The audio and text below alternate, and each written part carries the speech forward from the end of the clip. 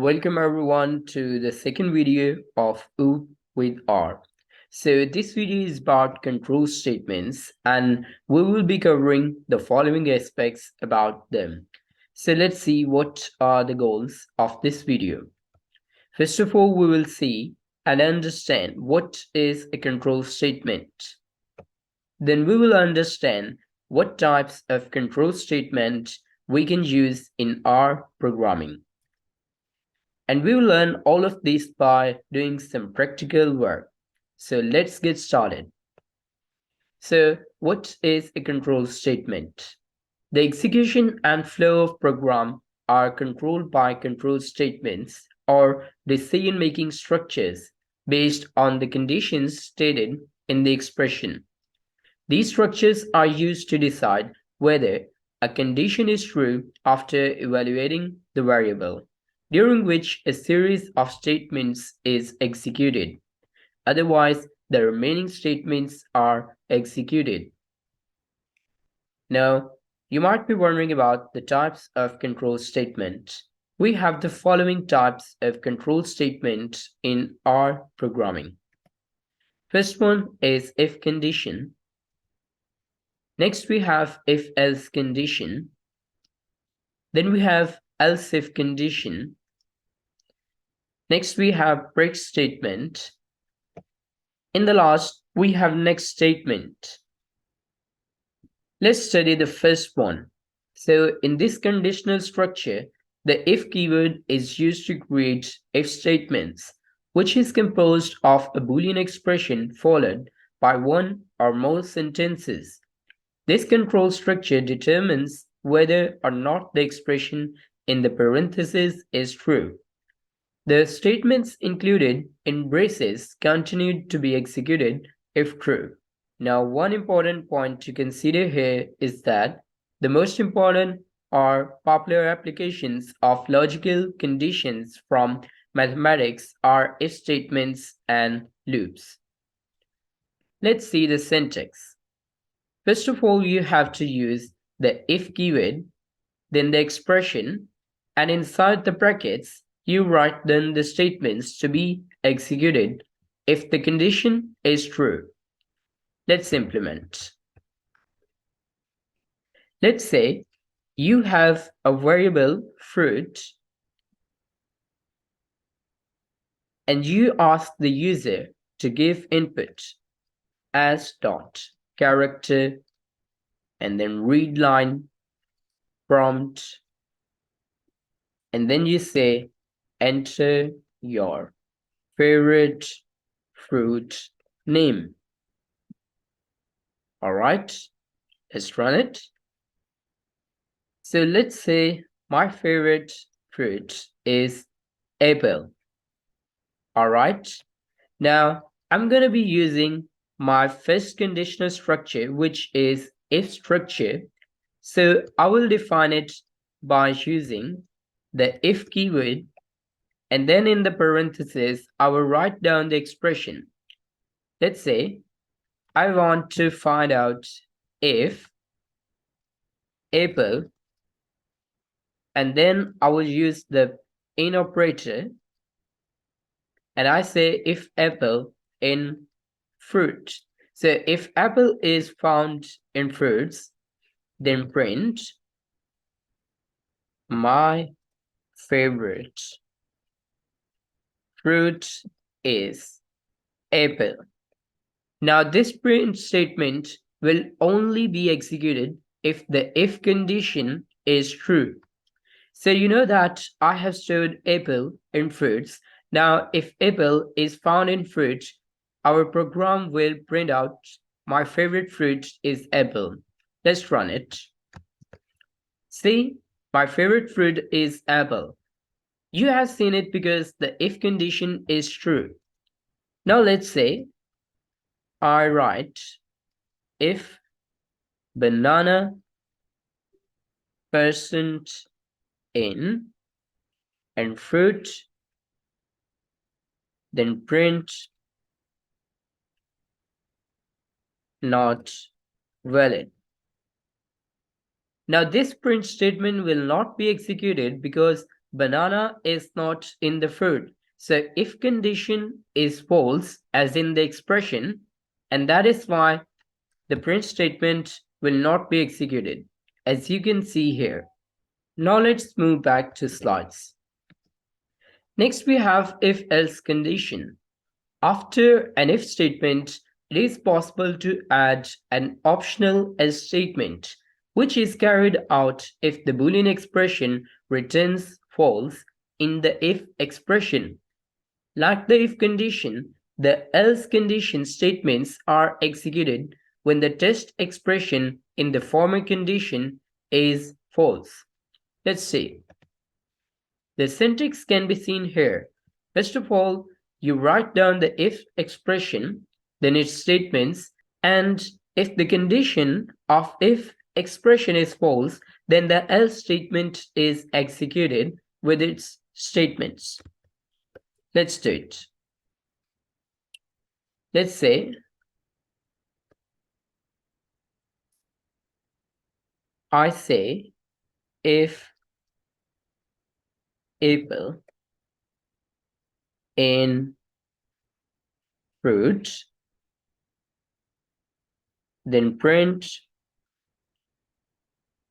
my favorite fruit is apple. But this time we say else,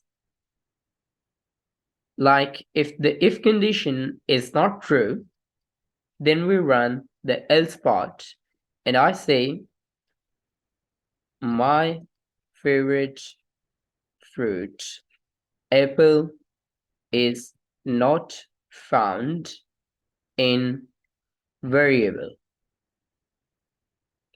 Let's run it. So you can see here that the apple can be found in fruit. That is why my favorite fruit is apple has been executed. But let's say we change the scenario, and this time if banana in fruits, my favorite fruit is apple. But if banana cannot be found in fruit, then you can say banana is not found in variable, because this time the if condition will be false, so the else part will execute. Banana is not found in variable. So that is how you use the else condition. Now let's move forward. Now we have one more conditional structure, which is else if condition. The else if term in R attempts this condition if the prior condition was false. Anything that isn't covered by the previous conditions is grabbed by the else keyword. So here is the syntax of else if conditional or control statement. You have to write down the if expression, its statement, and then after that, you just put an if followed by an else keyword. Then in the last, you write the else situation. So it runs in the following way that if the if condition is not true, then run the else if condition and check this condition. If it's true, then run it. And if this one is also not true, which is else if, then you can run the else part. Let's implement. Let's say this time I create a new variable by favorite fruit, and I say as dot character readline and prompt, and I take the input enter fruit name, and then after that I say if apple percent in favorite fruit. If apple is found in favorite fruit, then print favorite fruit is apple. And I also say else if And this time I say else if banana is found in favorite fruit, then you can print favorite fruit is banana. I also add one more else if statement, and I say mango found in favorite fruit, then you can print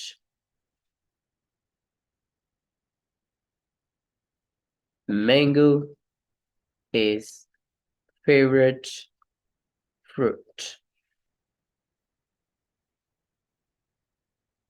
Let's say if none of the above condition is true, then you can say else and print favorite fruit not found in any of the above condition. All right. Let's say, for instance, the first time when I will run this line, I will enter apple as my favorite fruit. All right. Let's say in favorite fruit, I enter apple. And now I will run this chunk of code because you know that if condition will be true, so it will print favorite fruit is apple. All right. But let's say this time I change the condition. I say banana. All right. And now run it again. Now you can see here that the favorite fruit is banana because if condition was false, therefore our else if condition was run. Let's say I do it one more time, and this time I say mango, and then I will run this code. Now mango is favorite fruit because the else if condition was false, but this else if condition was true. Therefore, this print statement was executed. Now let's do an experiment once again. I say, let's say my favorite fruit is cherry. And this time we know that none of our above conditions are true. So therefore, the else part will be executed. Favorite fruit not found in any of the above condition. Now let's move back to slides. Next we have break condition. Break statements are simply used to exit a control statement or loop. The compiler or interpreter immediately break the statement and move on to the next part. The syntax is quite simple. You just have to use the break keyword in the control structure. Let's say I use break keyword instead of print statement in my else part. So this time it will just break the control structure and come out of it. I enter favorite fruit, which is cherry. And this time nothing will happen. It will just break the control structure. No loop for breakness jumping to top level. See? So this is how it works. So similarly, next condition is used to skip statement or iteration and continue to the next ones without terminating the procedure. It can be used in both conditional statements and loops. The syntax is also simple. You just have to use the next keyword. Now, instead of break, you can type next and then run it.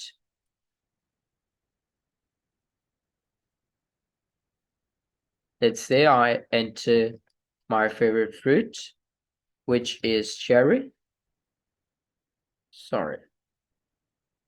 Cherry. And then I run it.